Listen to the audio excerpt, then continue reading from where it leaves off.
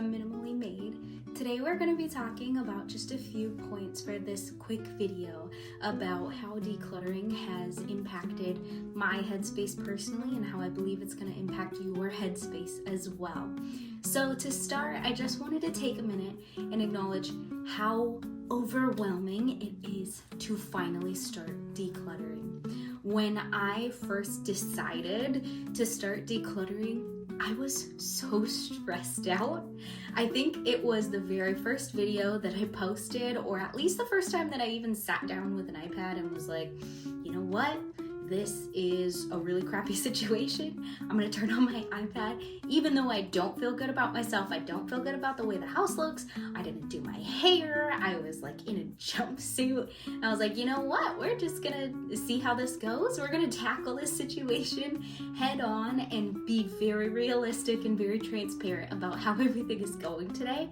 So that's how I started. I was at, I would say, a place that didn't feel like an all-time low in life in general, but I felt like very low in this specific area of keeping up with laundry and making our kids' rooms clean. We actually had one of my son's friends come over and say, wow, every time I'm over here, you know, like, their room is super messy. And it's true, like, he was so right, and I was so, I don't think embarrassed even at that point. I was just like, this is a very messy room. You're absolutely right, bud. We gotta get cracking on this. And then it took me like a few weeks longer of thinking about how I'm gonna perfectly do it. And, you know, I should be starting with this drawer. I should be folding their clothes differently. And like, I'm never gonna do that.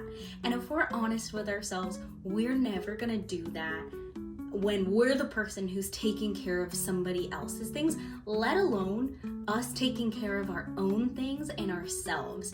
Because especially as women, as moms, as wives, girlfriends, we tend to take less care of ourselves than every single person around us. I'm not gonna go into why I think that is, because I don't really know.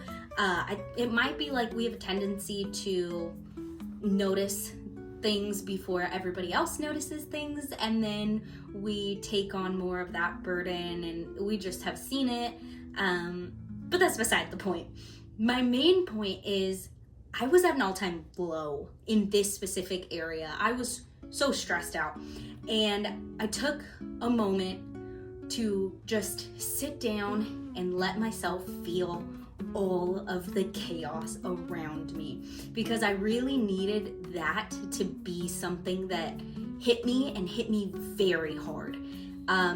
It stressed me out.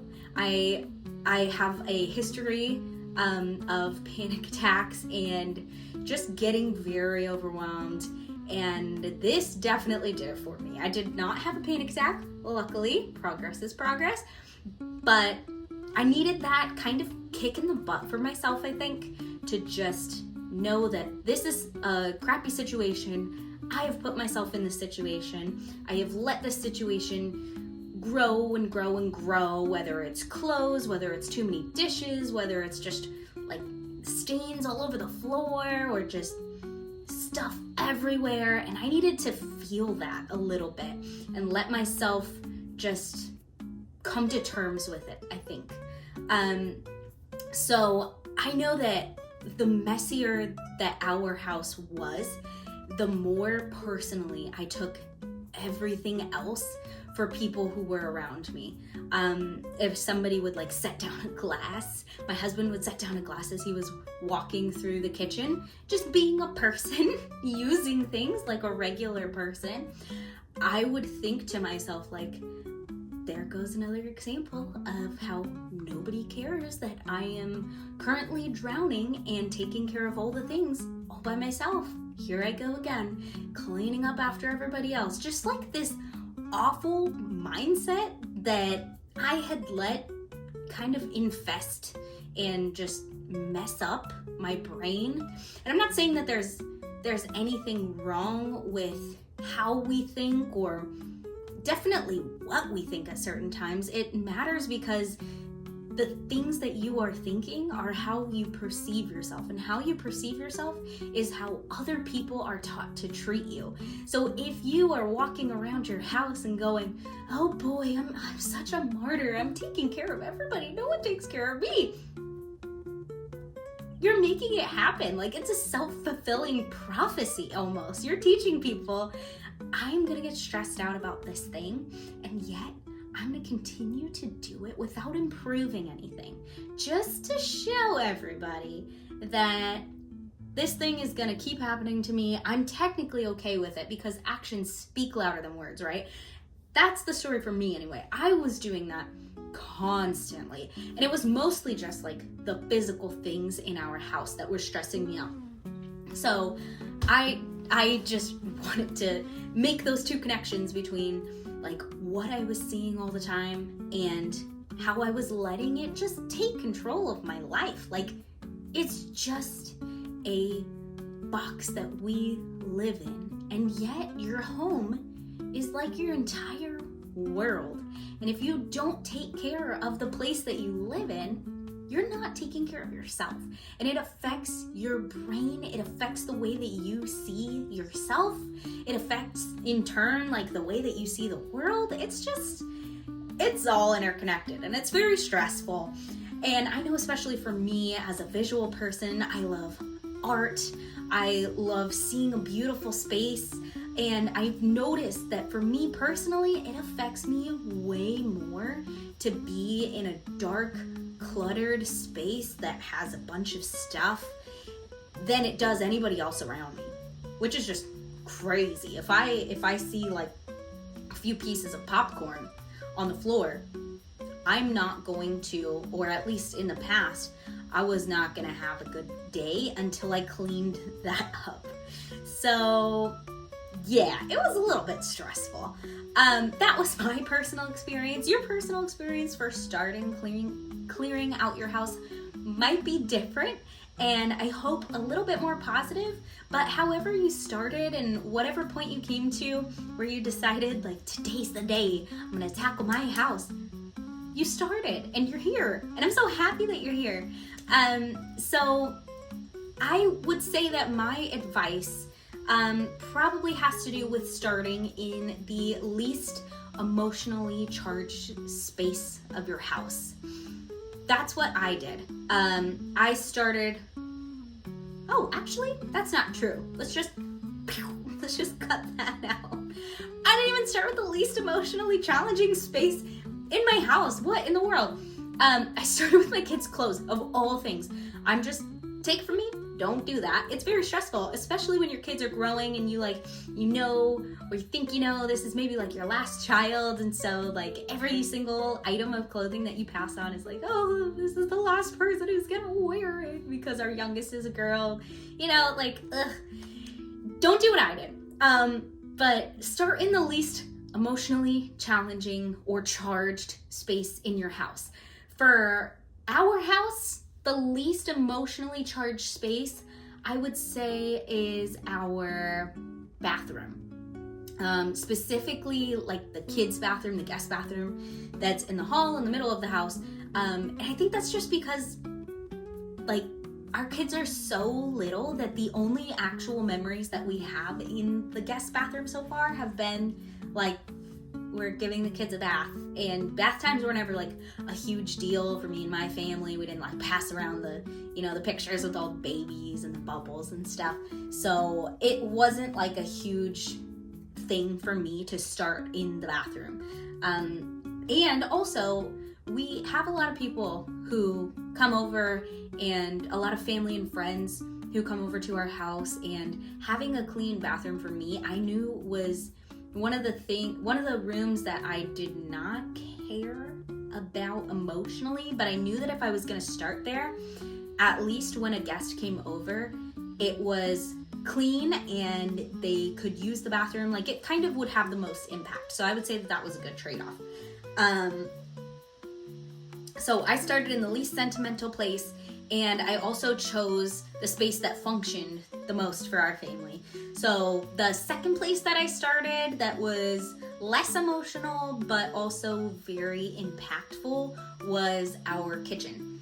And I know like the minimal mom says to start in your kitchen because it's like the hub of the house and you need that space to be efficient, because if the kitchen's easy, then everything else is easy. And I really do. I believe that that's true. So I started in the bathroom, then moved over to the kitchen, and I started with like one little cupboard in the kitchen, and I was so proud of myself because the next morning when we got up to make breakfast on the weekend, we were just so, at least I was, I don't know about my husband, but I was so happy. Like I pulled out a pan and I was like, boom, look at this. I can make eggs, I can make toast, I can make a pancake. I'm so excited. So that was very nice. It was not sentimental, high impact, like super easy stuff. Like there was an electric wok that we got rid of. We didn't need that kind of stuff. There were extra baking pans. We got rid of those. We had a whole bunch of Tupperware in our house that we were keeping because if somebody visited, we would need to pass that on to the next person if they wanted some takeout food from our house or leftover food, takeout food. Then we can pass it to them. And I realized that we were using our kitchen for other people. Like it wasn't our kitchen. It wasn't our bathroom. Like it wasn't our house really until we started getting rid of all these things and just like, ugh, I don't want these things. If you guys want them, you can have them. And nobody was saying like, you need to have this over at your house so that I can have a good time, and you need to make sure you have those in stock so that we can have fun while we're here. Like nobody was saying that to us, and yet we were holding all this pressure on ourselves and saying like, well, you know, so-and-so likes to have this soda on hand, and so-and-so it has like these preferences for food, or, you know, we should keep like a whole bunch of extra paper plates and cups and all these things, and, you know, for a party we should have a picture of, oh my goodness. And we weren't like using our kitchen for ourselves. I think that was the most, I guess, kind of sad realization that I came to when we started clearing out the kitchen. Was like, whose kitchen is this? This isn't our kitchen because we don't need these things unless we have a whole bunch of guests coming over. So what are we doing? That was a realization that I feel like a lot of people who are cleaning out their house also have. We could be holding on to so much stuff for just in case, or what if we have extra family coming over. And honestly, I think what, at least if their intentions are good, what our family and what our friends and the people in our lives want for us is for us not to live our lives for them and their convenience, but for us to use what we have and what we've been given and use it for ourselves in a way that benefits us. And when you use parts of your house, your whole house preferably, in a way that benefits you and your family today, right now, it means that you have more time to take care of people around you for when life gets tricky and you have a family member that gets really ill. It means you have more energy. You're not picking everything up off the floor. If your kids like get in that one spot of the house, your Monica closet, you're like, no, my goodness. You also have more money because you know eventually what you have in your house. You're able to track all the things that you didn't waste a whole bunch of money on. You didn't have 15 cans of beans sitting in the bottom of your pantry, and yet when you went out to Fry's or the grocery store, you went ahead and got more beans because you had family coming over and they like beans. It makes it way easier to just focus on yourself. I have been really practicing that. This is a message for you. It's also a message for me. I've been practicing on using things that are useful to me and our family right now and not hanging on to all these extra things that I think people around me might need, but I don't really know because I haven't asked them, so I'm just gonna hold on to it just in case. If it's not currently serving our family in some way and making our lives easier, because that's the physical stuff's job in our life in the first place, if it's not making our lives easier and bringing us joy, then we need to get rid of it. Or we need to donate it, or we need to throw it away, or we need to pass it to that one person that you really know needs that thing right now. And to be honest, if you don't have the energy, the time, if you don't feel like doing that because you're so stuck in these piles of physical things that are taking over your house that we've just let come in just through life, then it's time to start doing that. Because I have been very grateful for the things that we have kept. And everything so far that we have kept has been intentional. And again, our house isn't perfect.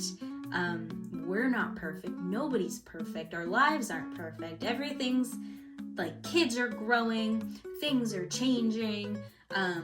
Life is just, always so much. So if we can take this one aspect of life and get it under control as best as we can, because everything around us is a surprise and out of control, it will make you feel so much better. That's what I've found when I'm going through our house and cleaning it out. That's what I found when I work on DIY projects and I actually know where stuff is and I can put it away. I'm so happy. That's what I found. And I think that it's the case for a lot of people. So far, I've only regretted throwing away or donating like 3 things. And it's been a little under a year. And it was like a bathing suit and 1 too many pairs of pajamas for myself. So again, trade-offs of getting ready super easily or being super stressed out for the rest of the day because you just have to keep shoving all your clothes in there. I would take not having enough pajamas and then just wearing like a regular shirt to bed any day of the week. The trade-off for me has been very nice. Let's see what else I have on here.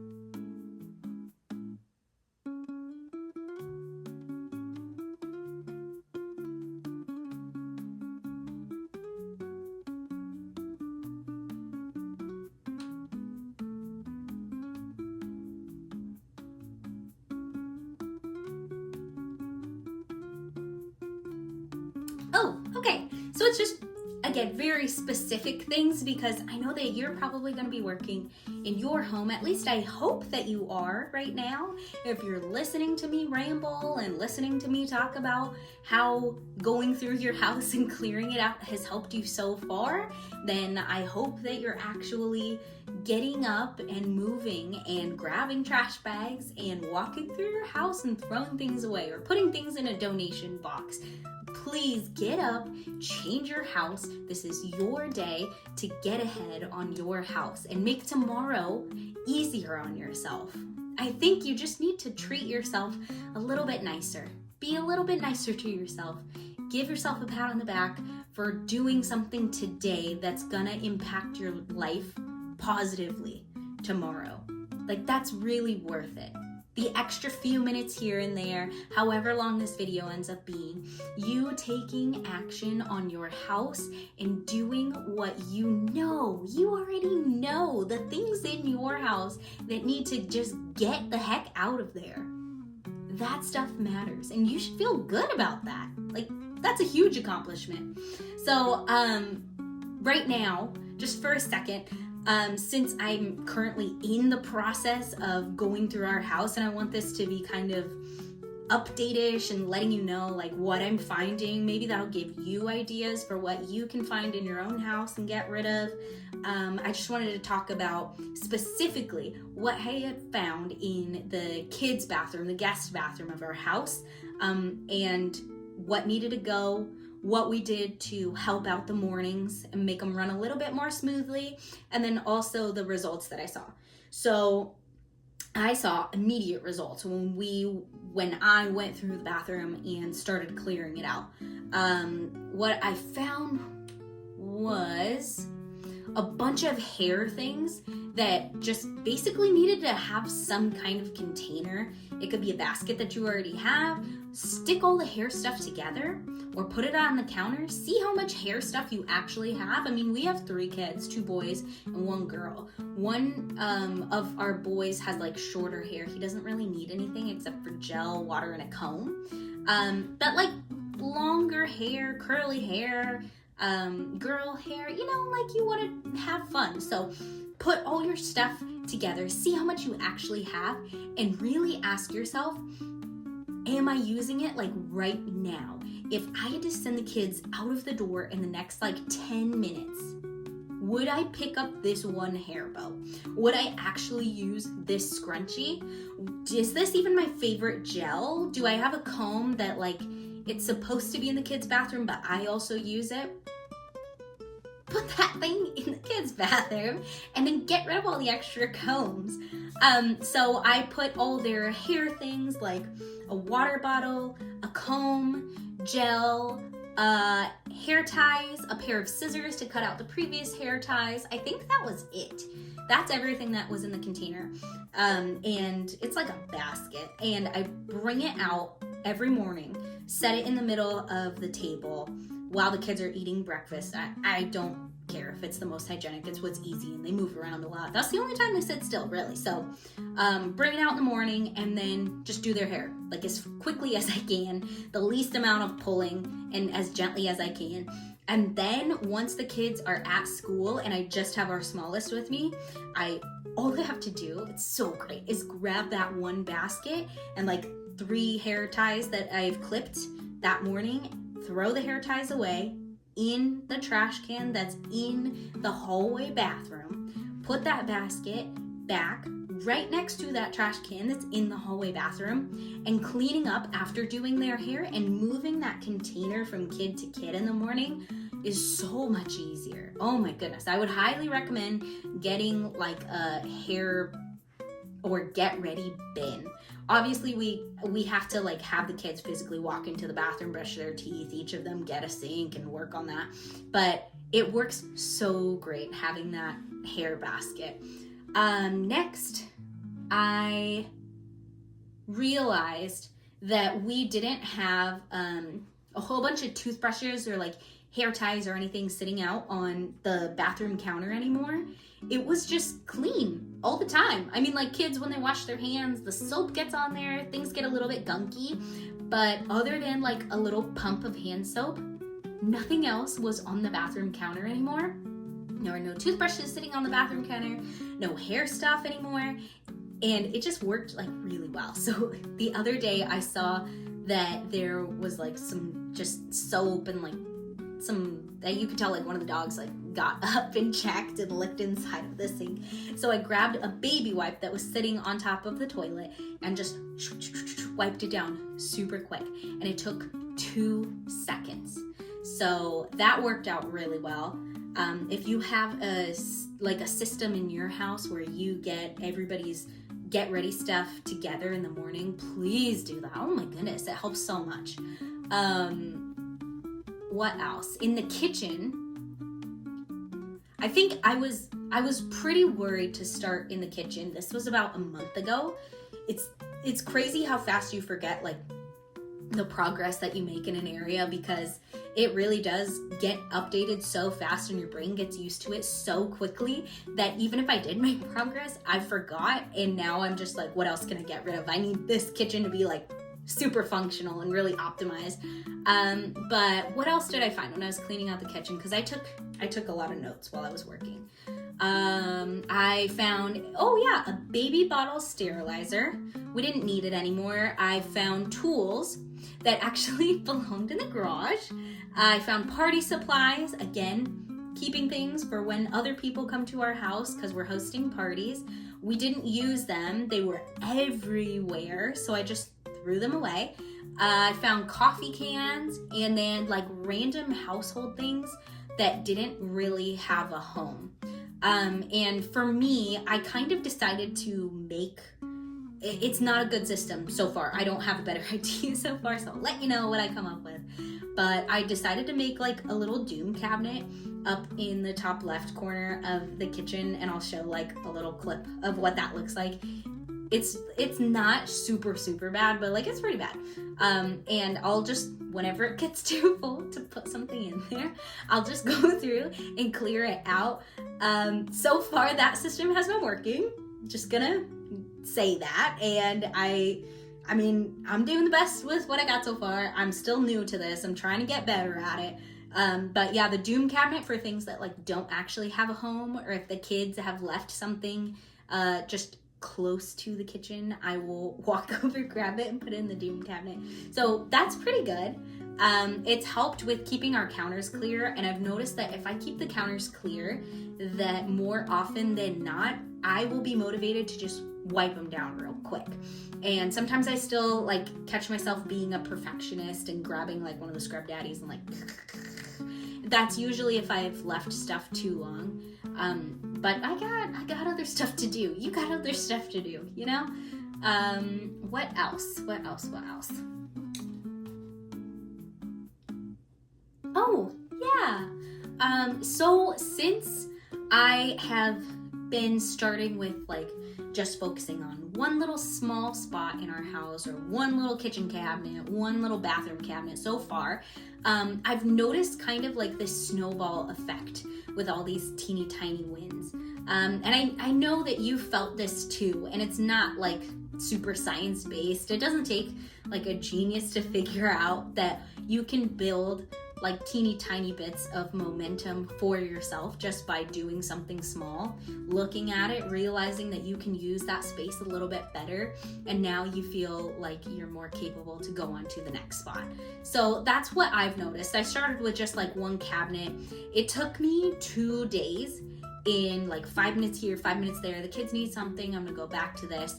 But the difference was huge. Like our whole entire cabinet was organized for specifically when people come over. I made a little drawer, not a drawer, I got like a little container. It was pretty big because we have so much stuff. And it's been great. We've only had to pull out that container like 2 times because people came over and we needed those things that you use when people are over, but you don't really need them all the time, like a temperature thermometer thingy for checking if the meat on the grill is done or not yet. Just like really specific things that you don't really need until people come over. What else?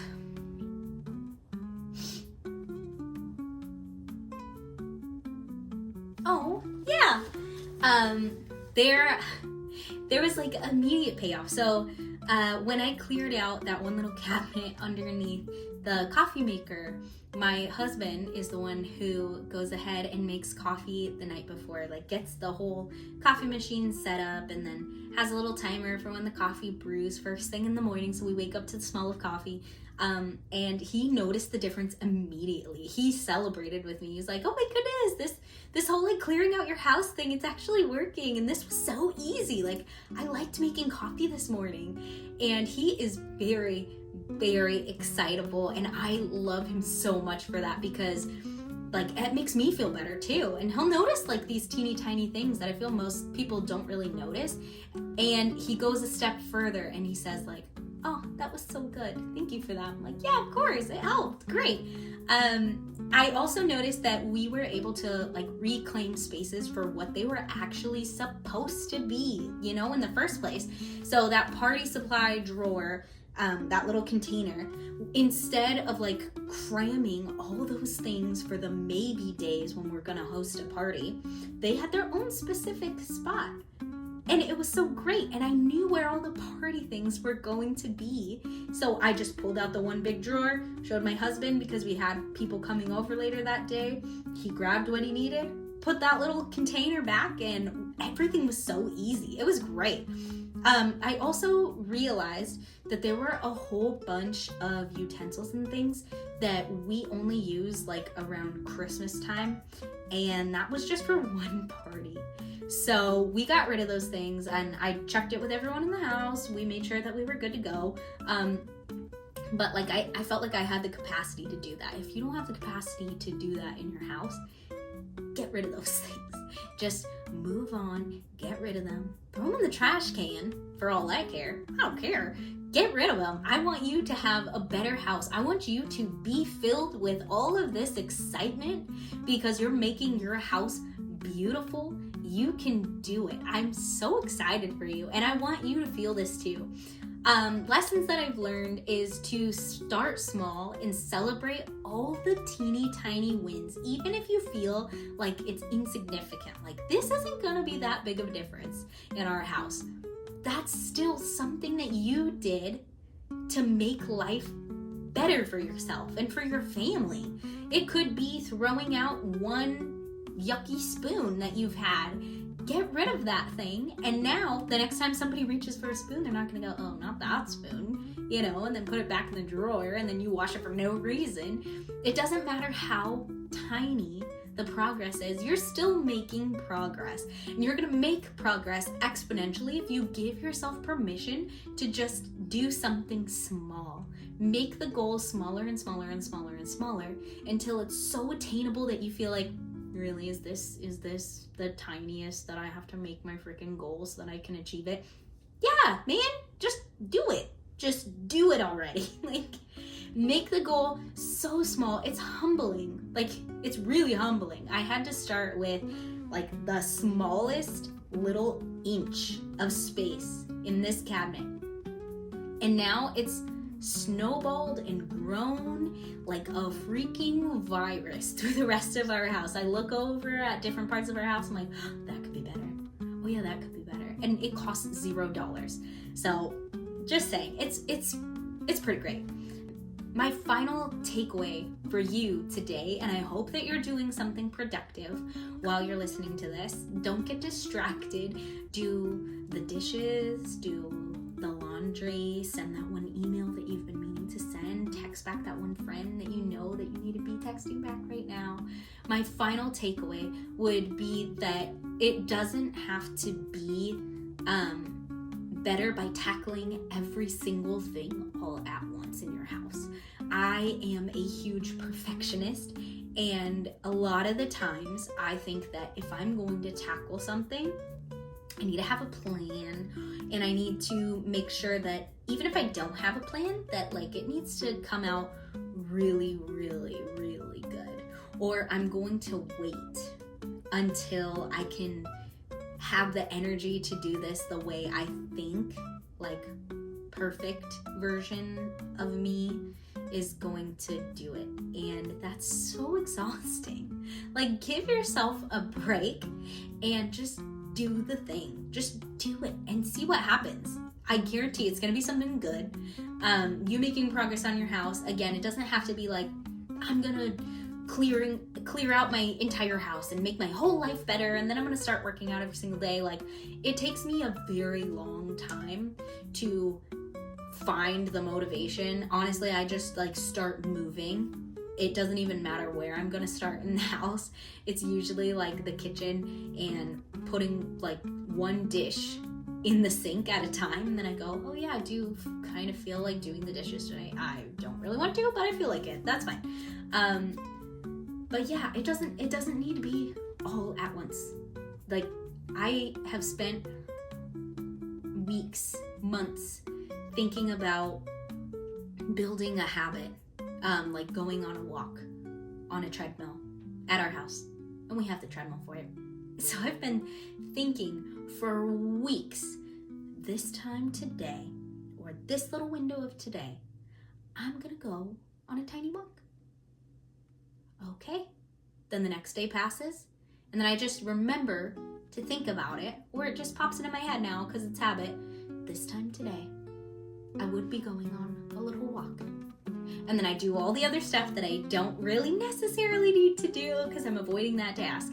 And then finally the other day, I pulled out the treadmill, laid it down, plugged it in, looked for the remote to start the treadmill. Like, I got so much momentum just by thinking, like, this time today, I would be doing that thing. And by the time I finally got there, you know what I realized? I didn't have the remote. So now I'm waiting for a replacement to come from Amazon.